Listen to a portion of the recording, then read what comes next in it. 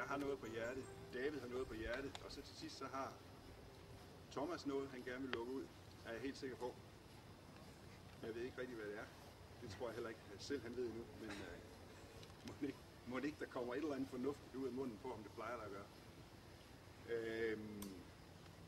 Og så hen under aftenen, når vi ligesom har kørt det her af, så tænder vi ind i bålfadet, og så prøver vi lige at sætte en cirkel her, og vi prøver lige at se, hvad der sker. Det må være helt. Tak og velkommen. Jeg har bare glædet mig helt vildt til det her. Og fedt at få det sat op sammen med dig, David og Søren og Thomas. At vi kan gøre det her. Vi bryder nogle grænser, det er jeg sikker på. Jeg bryder også en grænse nu. Jeg stiller mig op og skal sige noget. Så jeg hedder Carl Otto, det ved jeg måske. Jeg har en virksomhed i Aalborg, der hedder To Be, og der handler kun om mandecoaching. Så spørgsmålet er jo to be og not to be, altså tør man at være sig selv, tør man at stå ved sig selv, hold op og lyve, hold op og drikke sig i hegnet, bare fordi man er en gammel vane. Eller hvad sker der på det? Ja, det er mit PowerPoint det her. Jeg er sådan en dårlig struktureret hukommelse, så jeg bruger et PowerPoint. Så jeg vil snakke lidt om det her med retning i livet. Der er ikke nogen mænd, der er blevet slidt op nogle dage. De er rustet fast. Hvis man nu kunne vende den om og sige, jamen hvorfor, så tænker jeg, jamen de slider sig op, fordi de er rustet fast. Altså hvor meget spil der lige var det egentlig. Men inden jeg går videre med det sande selv, så skal jeg lige have fat i det her med arketyper. Er der nogen, der kender de 4 arketyper? Maskuline arketyper. Thomas? Blank? Ja, René? Ja? Jeg har hørt om det. Vi har hørt om den. Har I hørt om Olsenbanden?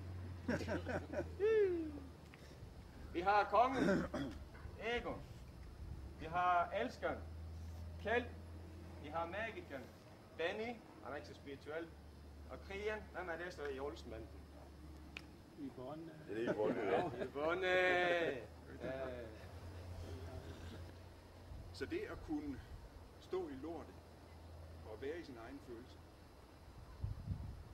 det forudsætter, at man kan mærke sig selv, og man tager mærke sig selv.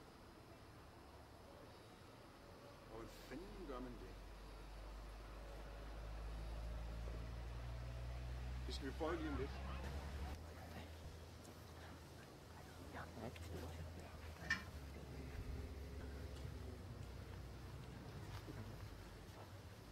Når I så har fundet en partner,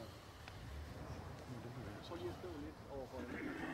Det vil helt klart forsvinde på de 2 øverste niveauer. Ja. Det vil ikke. Så er det rent tantra det hele, eller hvad? Ja, det er det nemlig. Det er rigtigt. Altså, nærvær er kvalitet, der er kendetegnende for de 2 øverste niveauer. Ja. Og det kender man ikke rigtigt på det menneske. Det begynder måske for nogle mænd og kvinder at blomstre på det grønne niveau. Man begynder at opdage, hvad nærværskvaliteten er på det grønne niveau. Og det først på det blågrønne og det tyrkise niveau, så får man fat i, hvad det er. Altså regulært fat i, hvad det vil sige. Men man arbejder med det på det blågrønne niveau, fordi det er noget, der springer ud af hjertet. Men som du siger indad der, det er jo en hjerteenergi, men det er jo forbudt for os mænd at bruge ordet hjerteenergi. Så, det er det i virkeligheden ikke. Det tror jeg så, det er. Det kan godt være, at jeg ikke er kommet så langt som hvis andre. Men jeg mangler at finde min mission, helt klart. Ja. Fordi hvad skal jeg projicere min energi i retning af? Jeg føler mig ikke tilfreds der, hvor jeg er, men jeg har også svært ved at finde ud af, hvad der gør det, og hvordan jeg finder en vej videre fra det. Altså bortset fra selvfølgelig. Føler derfor, jeg sidder her, det er klart, ikke også? Men det spilder energi i den tid. Føler sig rustet fast, eller gået i stå, eller der skal ske noget, ikke? Jeg tror ikke, du er nok ikke den eneste, der sidder her med den diagnose. Nej, men målet må jo være at finde en retning eller en mission, som man kan kanalisere den energi over i et eller andet fornuftigt, der kan give noget afkast. Det kan vi finde os selv. Al løgn kommer ud af angst, og angst har en kvalitet eller et karakteristika. Altså, tager vi den lige over i sådan noget, det David taler om. Angst, den sammentrækning. Det er noget, der bliver mindre, det er noget, der lukker. Når jeg bliver angst, min krop gør ikke. Så jeg bliver mindre. Og det, min evne til at relatere til andre, bliver selvfølgelig også mindre. Hvis man vil holde op med at løbe, altså begynde at betale kontanter, hvis man ikke køber kontanter, gør man så.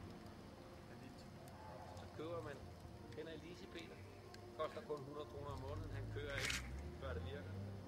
Han kører, men Lise Peters kasseafdeling på Frinarle. Det er kun 100 kroner om måneden, hver fucking måned. Så man ender faktisk med følelsesmæssigt at stå i Ribers emotionelle kreditter. Så noget af problemet ved at begynde at gå i mandegruppe, eller i terapi, eller coaching, eller tage et kursus hos ID Academy, eller på en tantraskole, eller what have you not, det er, at der bliver mere lys i lokalet. Det er ikke ret rart, fordi rigtig meget af det lyset lyser på. Det er løgnhistorie. Det starter med kritik. Der kommer kritik, som sjældent er særlig elegant leveret. Og hvis den lander her, så er det mig, der får skyld. Og hvad får jeg så? Præcis. Skam. Og hvad betyder skam? Det betyder, at jeg må ikke være her helt bogstaveligt.